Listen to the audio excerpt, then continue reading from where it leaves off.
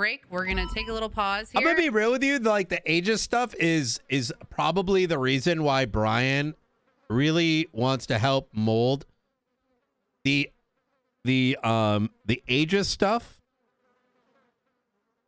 And notwithstanding some of the recent investigations that have been opened up without any coordination with other officers, the lack of like prosecutorial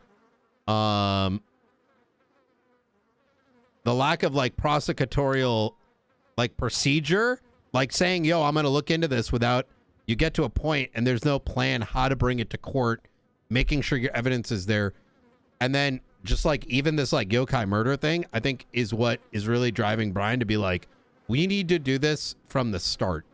Like no investigation, quite frankly, that is more than like 2 days should ever open up without sign off. And once it's opened, in addition to that, not only should it be like reviewed, but there needs to be updates. And if it isn't an update, even if that update is like, yo, we have nothing left, it's pending, I'd want a fucking status, who's working on it, who's leading it. Once it get to a certain point, expectation for it to actually go up on the docket, or alternatively for a plea deal. And finally, it needs to, and that last bit that I just mentioned should be coming from the perspective of the UPD acting as a DA's office, which is, can we afford the resources on this?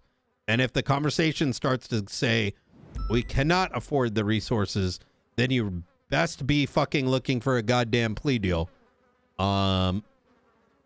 Because, yeah. And that is the, that is reasonable, I think. It does remove a little bit of autonomy, but you have to. Otherwise, you're never going to have officers on the street.